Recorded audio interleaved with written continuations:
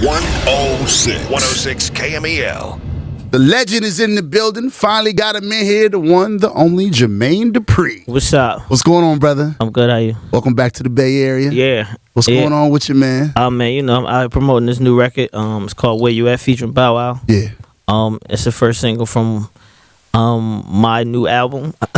You putting out a new album, so it's gonna be like collaboration, or you gonna just Bow Wow? What you gonna do with it? Yeah, no, it's just me putting out just like my first album, Life in 1472, and Instructions. It's gonna be more like collaborating with artists that I never had opportunity to make records with, or it might just be that artist, they whole song. Like this first single is just Bow Wow by himself. I did all the music, right? But it's just basically him. So now you're putting out this whole project.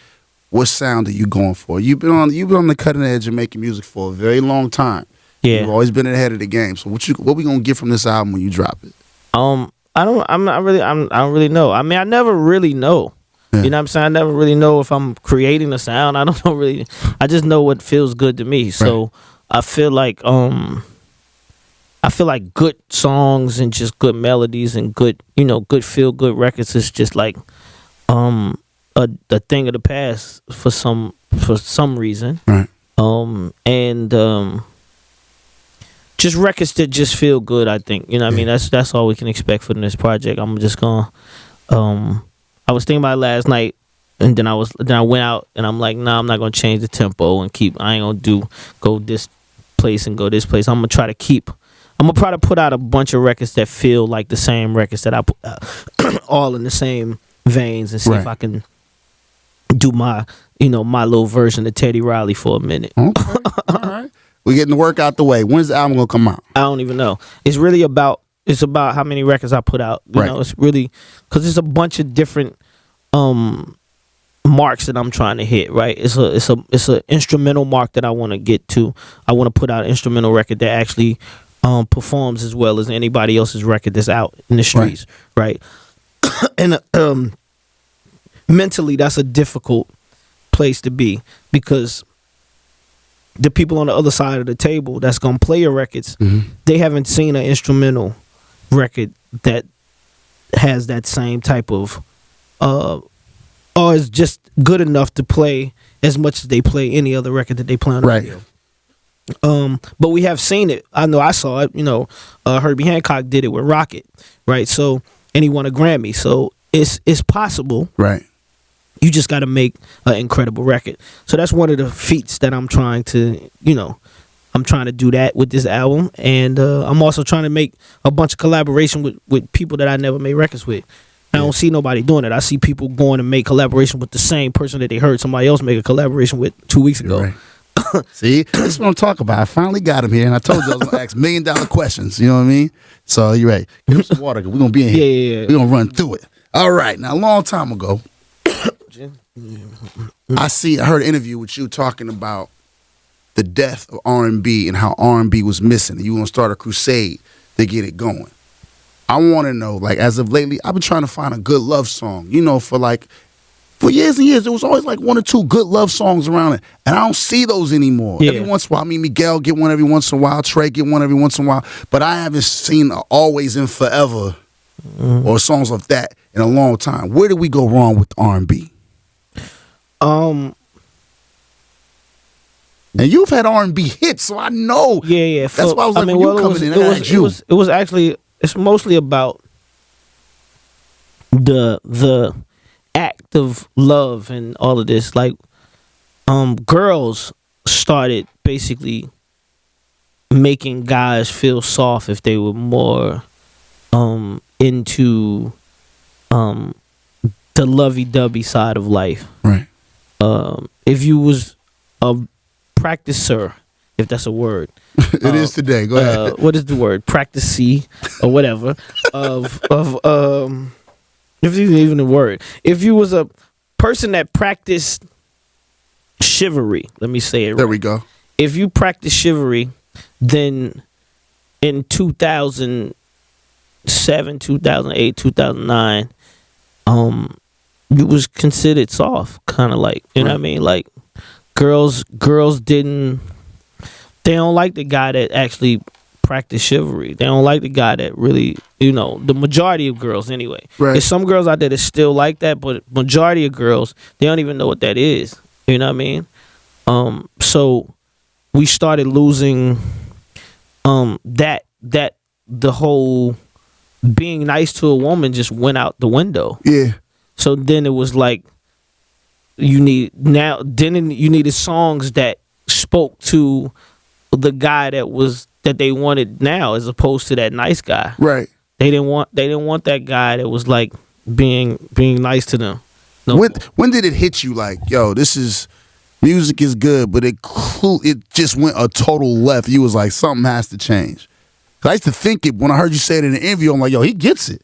He like, cause looking. Well, I mean, I was doing Jagged Edge new album right when I did that, and it was like, I think that, for one, every artist shouldn't have to make records like everybody else in order to be heard, and that's the problem. That's where it came from. Like, every artist was making records. Every artist has to make a, bitch you ain't this record in order for people to pay attention to. Right. Almost, basically. It got to a point like that. And it just felt bad because I'm like, I know it's girls out here that want to hear a guy say something nice to them. And I hear about it, but they don't hear about it. So it's almost like how gay marriage was. Like, it was something that was, people wanted to do it and people was trying to do it, but it was like people was shunning it away. Right. So even the person that was like the most about it still wouldn't like scream it yet until it got to where it is now. Right. Because it wasn't being seen. That's how it is with this. It's like these girls, they want to talk about it, but then they also feel like, I ain't gonna say nothing here. I don't want to look like I'm old. I don't want to look like I'm, you know what I mean? Like, it's a lot of things that they don't want to look like they've fallen in place of, so they won't really, really speak their mind. They'll just go with the flow of what's going on. Right. I mean, and you see it from them not buying the records. That's where the artist is feeling it at, because they not buying the music. Now, you've been making records a long time, and you've seen when it went from it used to be love, then it kind of went to like this kind of tough guy era. Then this is a big one. I don't know if anyone's ever asked you this question. Do you realize when you were making records and maybe y'all had a few cuss words in it, and they used to be like, yo, y'all got to change that. You could change that to today's music where it's just blatant. Like, you used to flip it, and you were like, yo. Yeah, I never thought I'd see it like this. Yeah. And it wild to you? Like, yo, yeah, it's 100%. Just say that? Yeah, it's 100% wild, because it's like, it's almost like people don't pay attention. They don't care no more. Like, they don't care about that. It should be always a different version. It's like people ignore the fact that they got kids. Almost, it's like people ignore the fact that they friend got kids. You know what I mean? Like, you honestly want your kids riding in the car when the curse words basically are there. You know what I mean? Like, I don't. Right. You know what I mean? And I'm partially part of one of the people that put out records that curse a lot, but I don't want my kids in the car listening to those versions. So I hate when the radio stations play that. Right. I hate it, because my kids is in the car basically muting themselves, knowing that when your parents ain't around, they singing them loud. Yeah, that shouldn't be. I mean, it's some things that's just not right. Right. And that's just a laziness, and it's also, unfortunately, it's a lot of PDs or radio stations now that are young, and they came up in this era of music.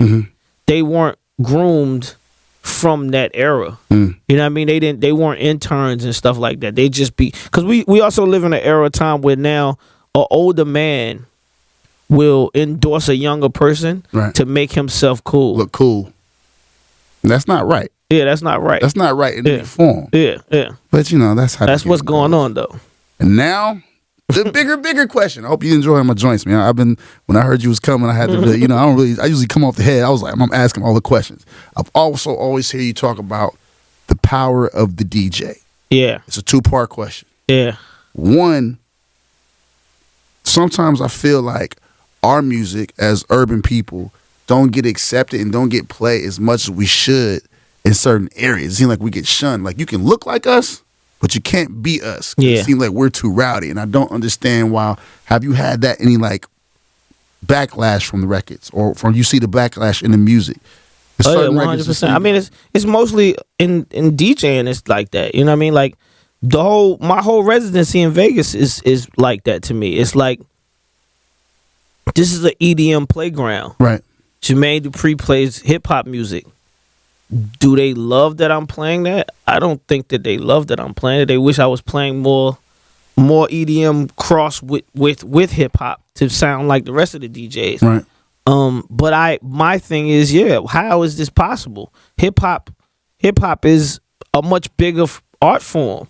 The kids in the EDM audience know more about hip hop than they know about the EDM records that they listen to. They act differently, but they know more about the hip hop records, and they're more drawn to hip hop than they are EDM in listening wise. Right.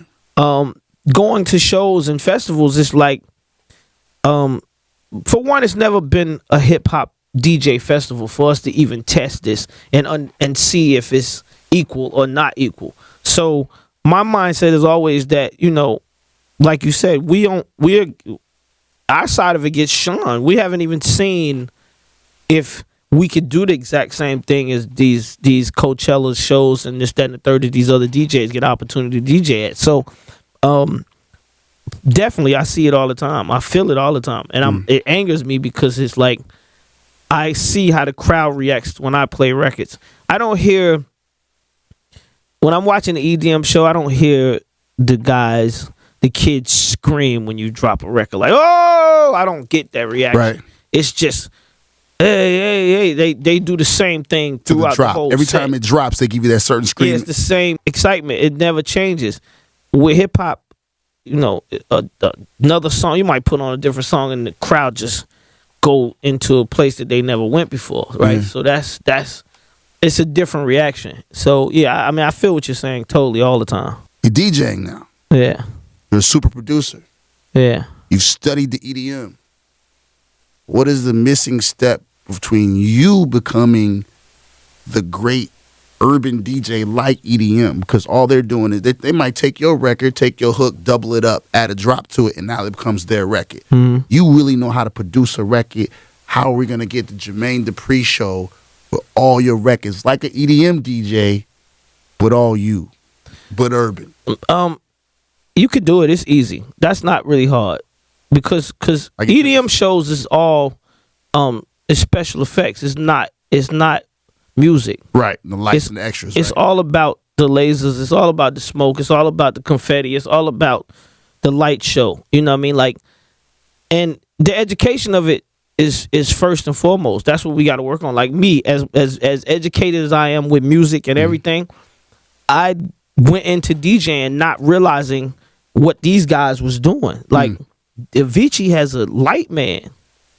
You know what I mean? Avicii has a sound and light person. Yes. So when his show starts, the lights go out, and the people know when the light's supposed to go out. And when the next song comes on, the lights go out. And when it builds up, the lights go out. And when the smoke goes, these guys are paid to do this. This is not club workers. Right. So first of all, we as urban DJs and hip hop DJs, we got to take our show a little bit more serious. This is the same thing I said about Mariah that people took out of context. We as hip hop and urban DJs, we have to take the art form a little bit more serious. And when I say that, I mean we got to go get a light man. Understand how much a light man means to the show. Right. Don't just stand up there with the lights on high all night, and not have some kind of up and down visual.